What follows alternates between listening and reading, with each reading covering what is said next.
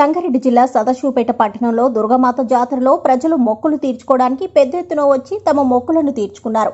TGIIC chairman తూర్పు నిర్మలా జగ్గారెడ్డి భక్తులతో సందడి చేశారు. పోతురాజుల విన్యాసాలతో కలిసి భక్తుల్లో జోష్ నింపారు.